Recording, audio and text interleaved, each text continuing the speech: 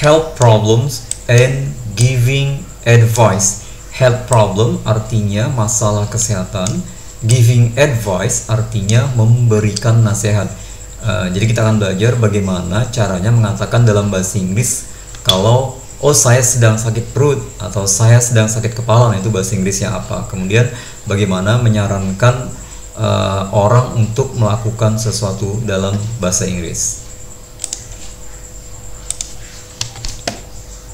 Nah, di sini sudah ada kata have ya, have dan has ya, yang fungsinya bukan untuk menyatakan kepemilikan, tapi fungsinya untuk to describe symptoms. Jadi untuk menggambarkan ya, atau untuk menceritakan symptoms, gejala dari suatu penyakit. Nah, itu untuk menggambarkan atau mendeskripsikan gejala dari suatu penyakit, kita menggunakan kata have dan has, tapi artinya tidak memiliki atau mempunyai ya.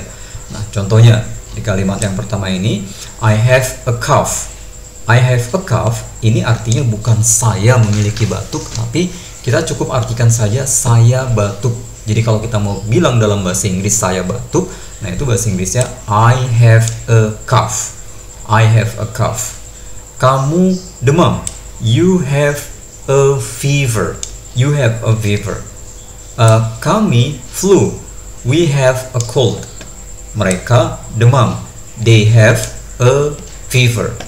Jadi ada yang menggunakan have dan ada yang menggunakan has. Nah, subjek yang menggunakan have itu diantaranya adalah I, you have, we have, they have. Nah, sekarang kita lihat subjek yang menggunakan has. Contohnya he. Jadi he has a headache. Jadi kalau kita mau bilang dalam bahasa Inggris atau mau mengatakan dalam bahasa Inggris dia sakit kepala, nah itu bahasa Inggrisnya he has a headache. Dia flu, berarti she has a cold. Atau Tom, contohnya Tom flu, berarti Tom has a cold. Tom has a cold. My mom, nah my mom juga menggunakan has. Jadi my mom has, contohnya ibuku sakit perut, berarti my mom has a stomachache.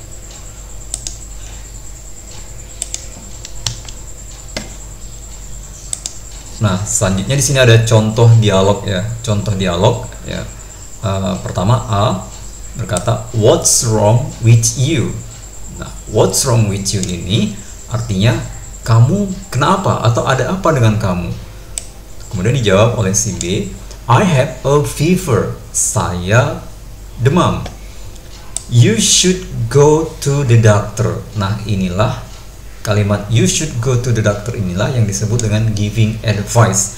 Jadi untuk memberikan nasihat dalam bahasa Inggris, salah satunya kita bisa menggunakan kata should. Di sini menggunakan kata should. Jadi you should go to the doctor. Kamu seharusnya atau kamu sebaiknya pergi ke dokter. Nah, contoh dialog berikutnya, she has a cough. Dia batuk. What should she do? Apa yang harus dia lakukan? She should take medicine.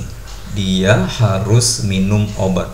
Dia harus minum obat. She should take medicine inilah yang disebut dengan giving advice, memberikan nasihat dalam bahasa Inggris.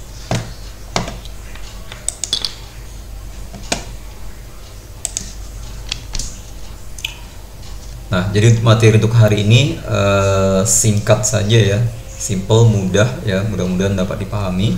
Kalau nanti masih ada hal-hal yang belum dipahami, bisa ditanyakan lebih lanjut ke teacher melalui chat WA. Nah, untuk hari ini, untuk latihan hari ini, untuk praktis hari ini, pertama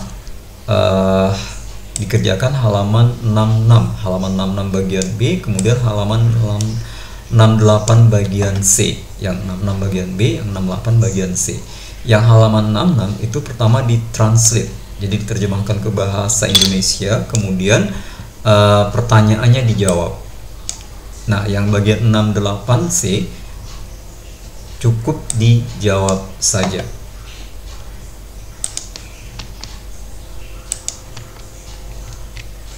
Oke, Okay, I think that's enough for today. I would like to say thank you very much for your kind attention. See you next week and good luck.